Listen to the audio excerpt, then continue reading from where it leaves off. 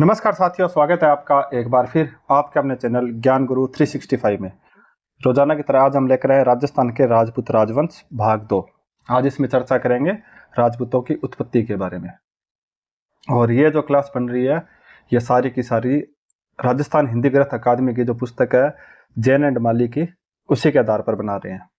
ठीक है, तो चलिए शुरू करते हैं राजपूतों की उत्पत्ति के बारे में।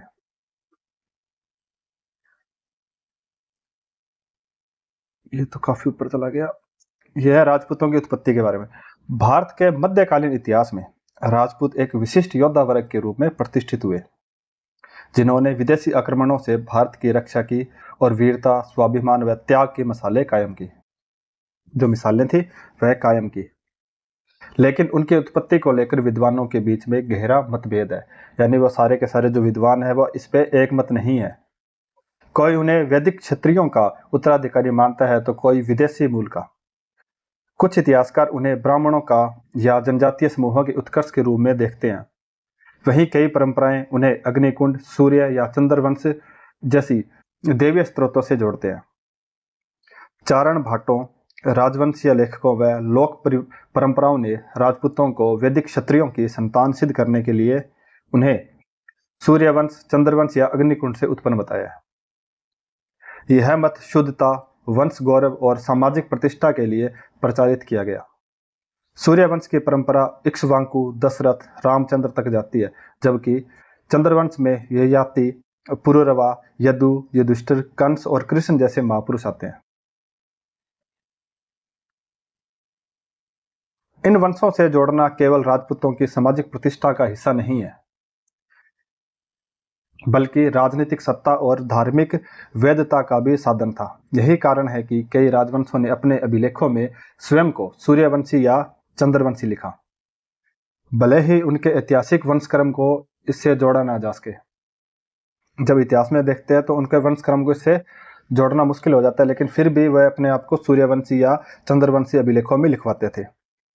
कई यूरोपीय विद्वान राजपूतों की उत्पत्ति प्राचीन क्षत्रिय जातियों से नहीं अपितु उत्तर पश्चिम से आने वाले सीथियन, शक, युची आदि से मानते हैं।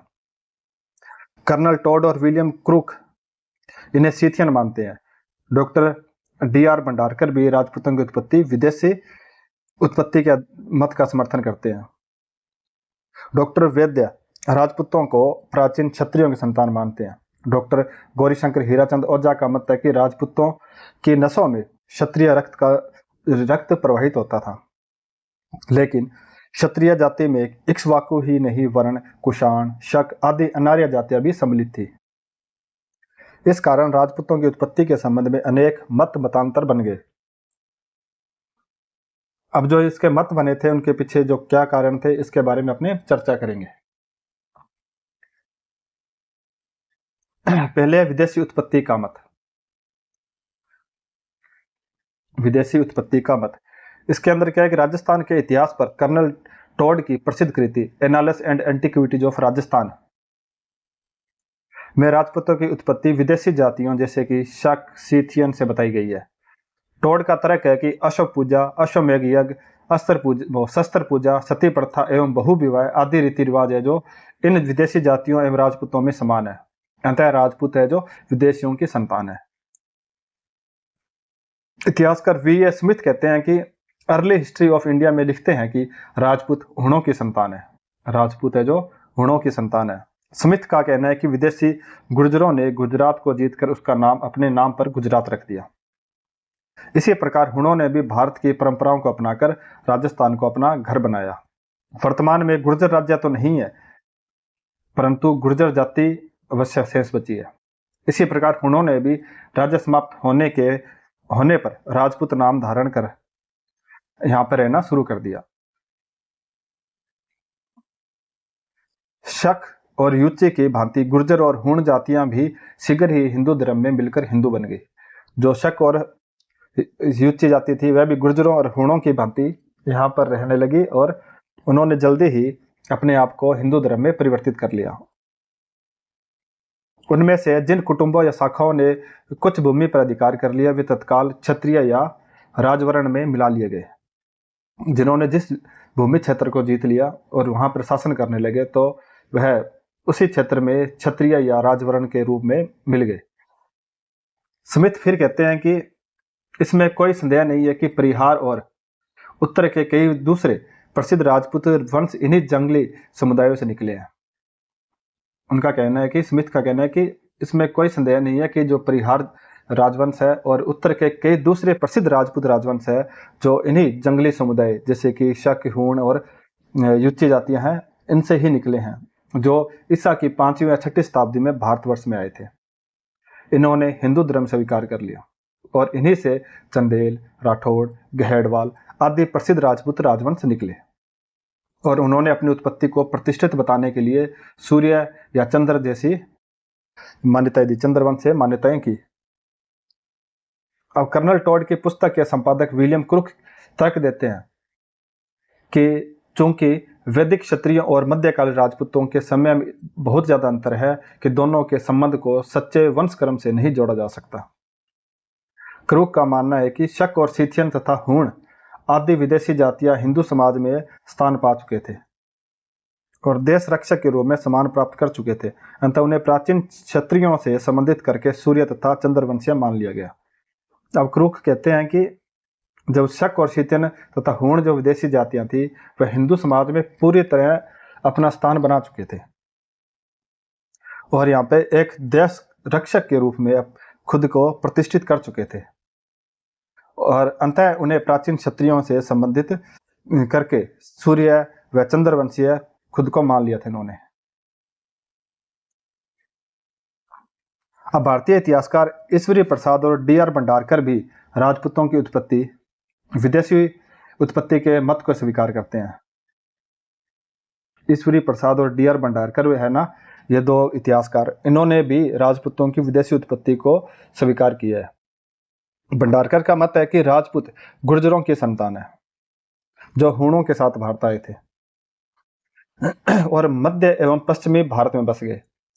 उनका मत गुर्जर प्रतिहारों के विशेष संदर्भ में देखा जाता है। जो गुर्जर प्रतिहार शासकों के लिए गुर्जर राज शब्द प्रयोग में लिया गया है, यह इस बात का निष्कर्ष निकालते हैं। कुछ विद्वान गुर्जर शब्द को जातिवाचक न मानकर इसे एक प्रदेश सूचक शब्द मानते हैं जो कि एक राजपुताना का भाग के रूप में प्रयुक्त होता था। यह प्रदेश गुर्जरात्रा कहलाता था और इसी प्रदेश के निवासी थे जो खुद को गुर्जर कहते थे। Doctor R.S. त्रिपाठी राजौर अभिलेख के अनुसार कहते हैं, जो डॉक्टर R.S. त्रिपाठी है वह राजौर अभिलेख में लिखे हुए तथेत प्रत्यासन श्री गुर्जर वाहिद समस्त क्षेत्र समेत उल्लेख के आधार पर यह निष्कर्ष देते हैं कि गुर्जर एक प्रदेश के लिए प्रयोग हुआ है। जो गुर्जर शब्द है वह एक प्रदेश के लिए या एक भूभाग के लिए प्रयोग किया गया है। इससे यह स्पष्ट होता है कि हूणों के आने से पूर्व भी गुर्जर शब्द का यहाँ पे प्रचलन था तथा गुर्जर जाति के भारत में आकर बसने के यहाँ पे कोई प्रमाण नहीं मिलते हैं।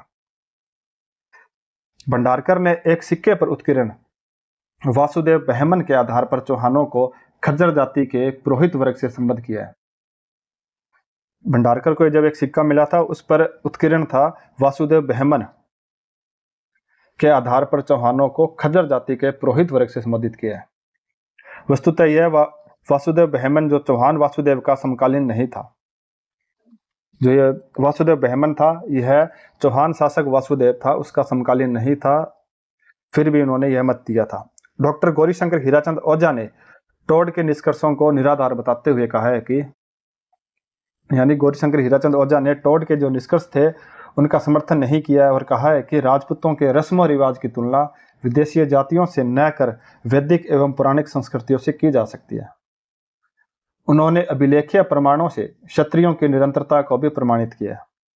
डॉक्टर गौरीशंकर हीराचंद ओझा ने टॉड के निष्कर्षों को निराधार बताते हुए कहा है कि राजपूतों के रस्म रिवाज की तुलना विदेशी जातियों से न कर, यानी विदेशी जातियों जो राजपूतों के जो रस्म रिवाज थे उनकी तुलना विदेशी जातियों से न करके वैदिक एवं पौराणिक संस्कृतियों से की जा सकती है। और उन्होंने अभिलेखीय प्रमाणों से क्षत्रियों की निरंतरता को भी प्रमाणित किया। जो विदेशी जातियां भारत में आई और यहाँ बसी वे क्षत्रियों एवं राजपूतों की भांति युद्ध प्रिय एवं लड़ाकू थी। वे भी अश्व एवं अस्त्र शस्त्रों की पूजा करती थी उनका कहना था कि जो विदेश से जो जातियां आई थी ना, वह भी भारत में यहाँ पे जो भारत में जो रहते थे क्षत्रिय, उन्हीं की भांति युद्ध प्रिय एवं लड़ाकू थी, और वे भी अश्वों की एवं शस्त्र उनकी पूजा करती थी। टोड का यह निष्कर्ष भारतीय समाज एवं संस्कृति के अधूरे ज्ञान पर आधारित है।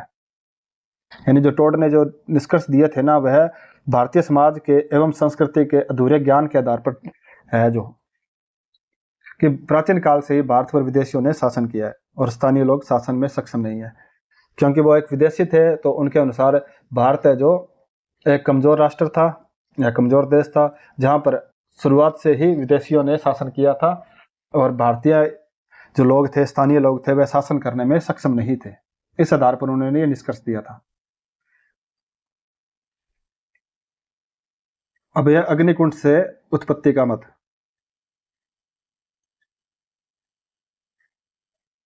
अग्निकुंड का मत है जो अग्निकुंड राजपूतों की उत्पत्ति अग्निकुंड से मत का जो उत्पत्ति अग्निकुंड से हुई थी, इस मत का समर्थन सर्वप्रथम किसने किया था? चंद्रप्रदायी ने अपने पृथ्वीराज रासों में दिया था।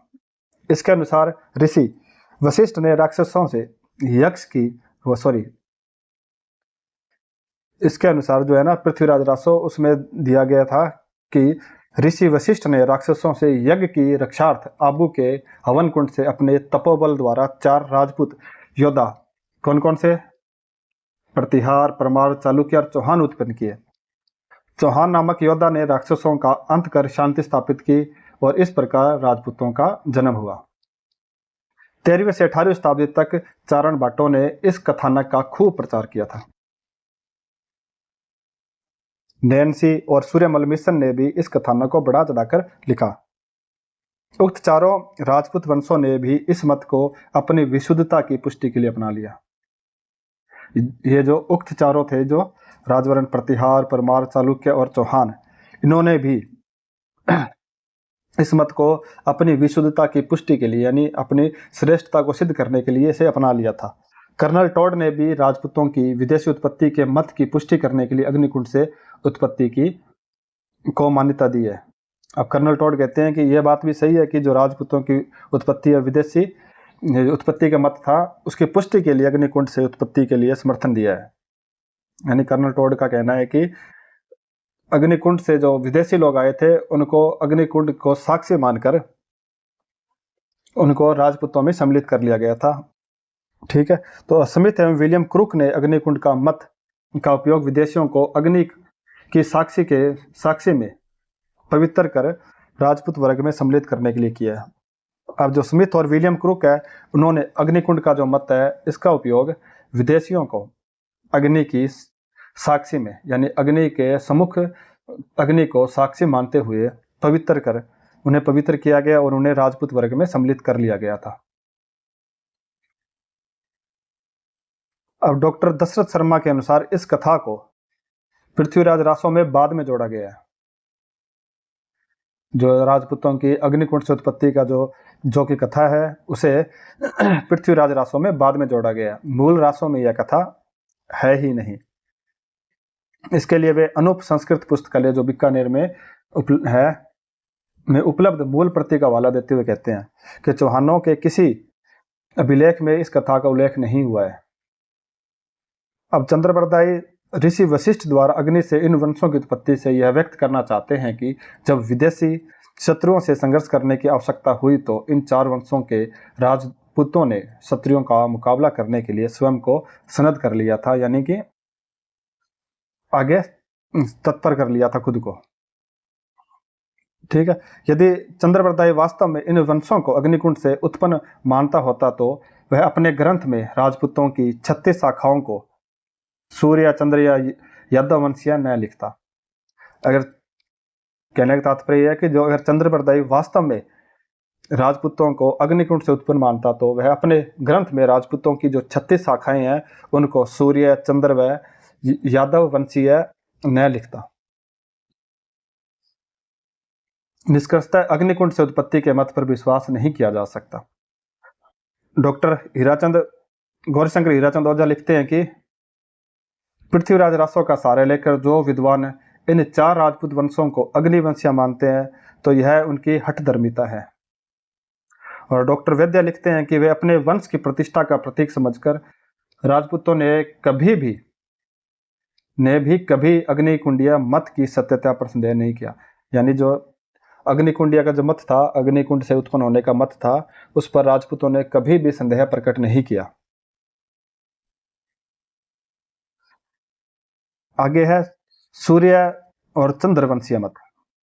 ये आज ऊपर का सारा ही कट चुका है। गौरीशंकर हीराचंद ओझा ने राजपूतों को वैदिक क्षत्रियों का वंशज प्रमाणित करते हुए उन्हें प्राचीन सूर्यवंशीय और चंद्रवंशीय क्षत्रियों से संबंधित किया है। साथ ही समकालीन अभिलेखों में भी राजपूतों ने अपने को सूर्यवंशी, चंद्रवंशी और रघुवंशी कहा है।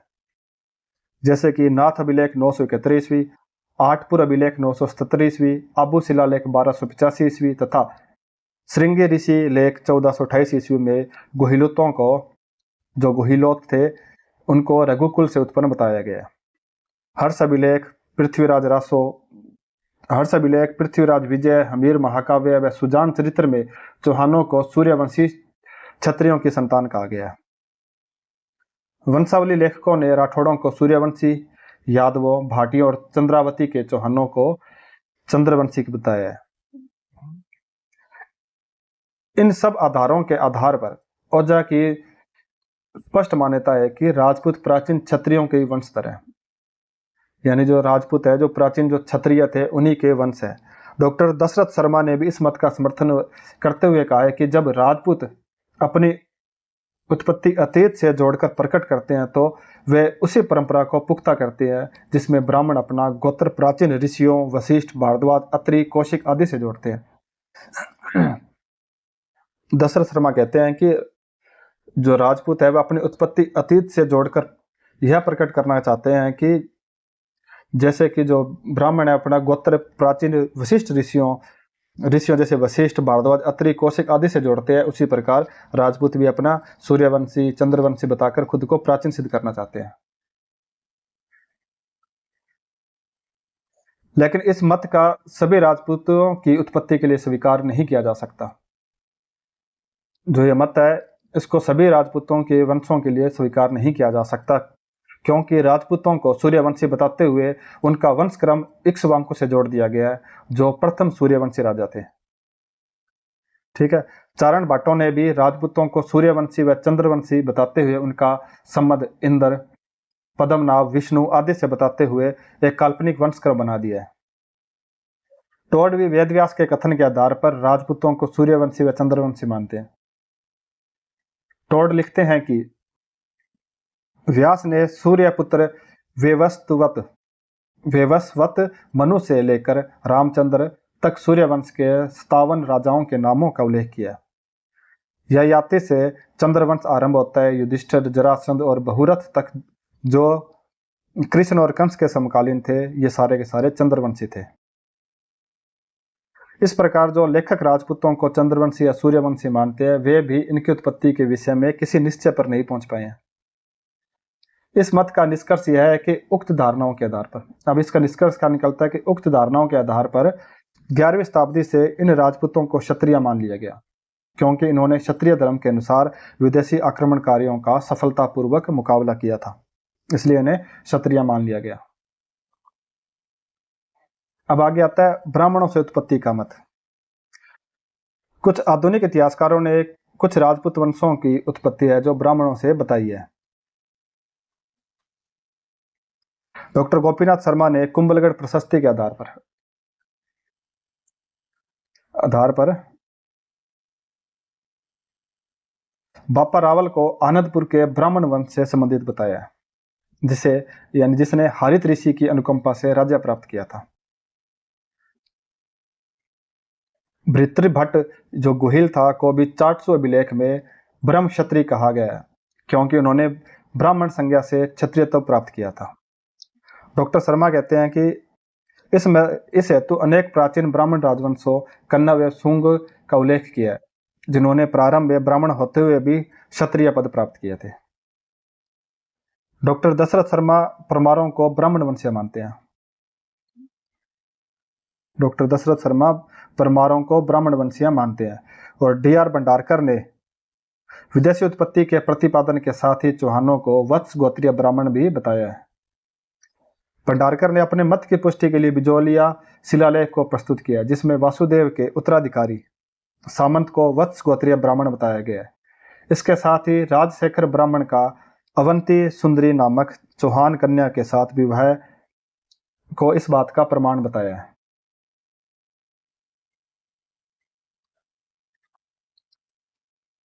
आगे क्याम खारासों में भी चौहानों की उत्पत्ति है, जो वत्स से बताई गई है, जो जमदग्नि गोत्र से था। इस कथन की पुष्टि सुंडा तथा आबू अभिलेख से की जाती है। डॉक्टर भंडारकर का मत है, यह भी है कि डॉक्टर भंडारकर एक मत और भी देते हैं कि गुहिल राजपूतों की उत्पत्ति नागर ब्राह्मणों से हुई है। डॉक्टर गौरीशंकर हीराचंद ओझा तथा सीवी वेद है जो भंडारकर के इस मत का खंडन करते हैं कि राजपूतों के लिए प्रयुक्त द्विज, विपर एवं ब्रह्म क्षत्रिय शब्दों के प्रयोग से भंडारकर को भ्रम हुआ है। इनकी मान्यता है कि इन शब्दों का प्रयोग क्षत्रियों के लिए विशेषण रूप में प्रयुक्त किया गया है, न कि ब्राह्मण जाति के लिए।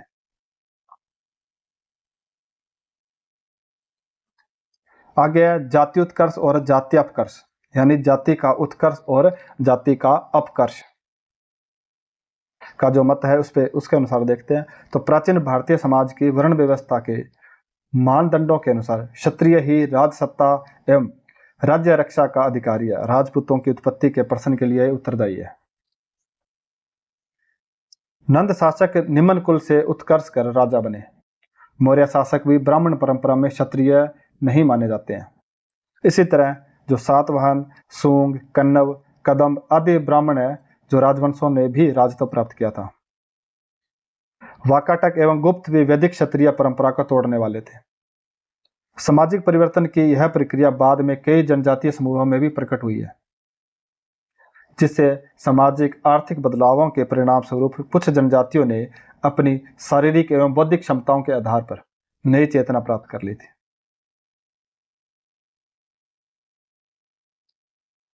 सैद्धांतिक रूप से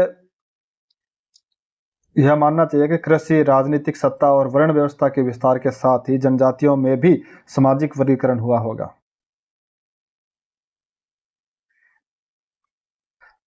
स्मिथ, रसेल एवं क्रूक ने इस अर्थ में गौड़, भर और खरबार जैसी जनजातियों द्वारा राजपूत या क्षत्रिय स्तर प्राप्त करने का उल्लेख किया है, और ऐसे ही जनजातीय उत्कर्ष से उन्होंने चंदेलों एवं घेड़वालों की उत्पत्ति बताई है।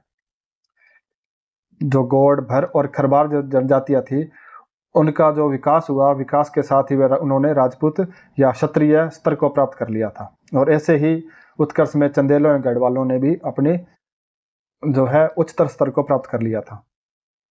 बीडी चट्टोपाध्याय ने लिखा है कि राजस्थान एवं मध्य भारत में हर्षोत्तर काल में यानी हर्षवर्धन काल के बाद में औपनिवेशन ने कबीलाई स्थिति में बदलाव किया तथा नई चेतना पाकर शक्तिशाली कबीलों ने राजपूत स्तर प्राप्त कर लिया, जैसे मेदों ने राजतव का स्तर प्राप्त किया था। ठीक है, जो हर्षवर्धन के काल के बाद में जो कबीलाई लोग थे उन्होंने बदलाव हुआ और उन्होंने नई चेतना पाकर कबीलों ने राजपूत स्तर प्राप्त कर लिया था, जैसे कि मेदों ने राजतव का स्तर प्राप्त किया था। हूण भी इस तरह वैवाहिक संबंधों द्वारा राजपूतों में स्थान पा गए थे। जो हूण थे उन्होंने भी विवाह के द्वारा राजपूतों में अपना स्थान बना लिया था।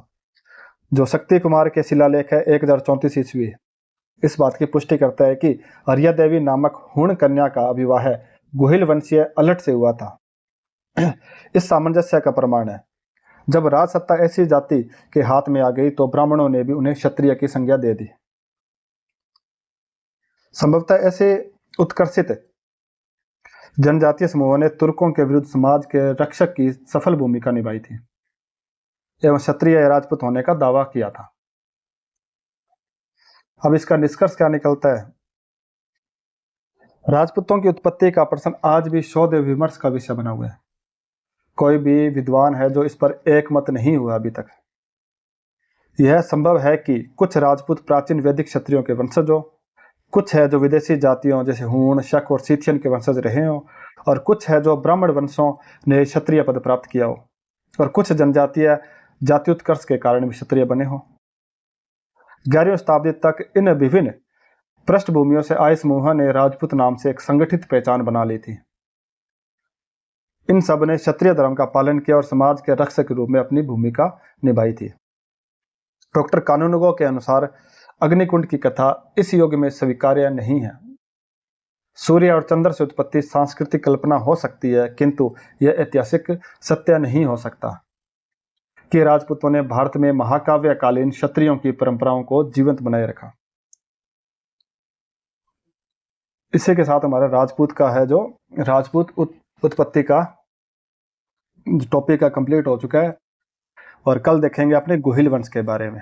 और उससे पहले एक जरूरी सूचना यह है कि ज्ञान सरोवर पब्लिकेशन की तरफ से द्वितीय श्रेणी शिक्षक सामाजिक विज्ञान की वस्तुनिष्ठ प्रश्न बैंक आया है, जो बहुत ही खास है। आप देखें जरूर, पहले थ्योरी पढ़ें और उसके बाद में इस प्रश्न बैंक को सॉल्व करें। आपको परीक्षा में काफ़ी उपयोगी सिद्ध होगी है। और ये इसमें मेरे द्वारा भी लिखा गया है इसमें। और एक बुक और आनी थी सेकंड ग्रेड के लिए, लेकिन कैंडिडेट ज़्यादा हैं, लेकिन सीट कम होने के कारण अभी निकाली नहीं गई है। बाद में अगर वैकेंसी में पद बढ़े तो उसे निकाली जाएगी हिस्ट्री की, ठीक है। तो बस आज के लिए बस इतना ही, मिलते हैं कल एक नए टॉपिक के साथ। तब तक के लिए धन्यवाद। अगर आपको वीडियो पसंद आता है तो वीडियो को लाइक करें, यूट्यूब चैनल को सब्सक्राइब करें और कमेंट करके ज़रूर बताएं कि आपको वीडियो कैसा लगा। अगर इसमें कुछ सुधार करना है तो भी आप बता सकते हैं।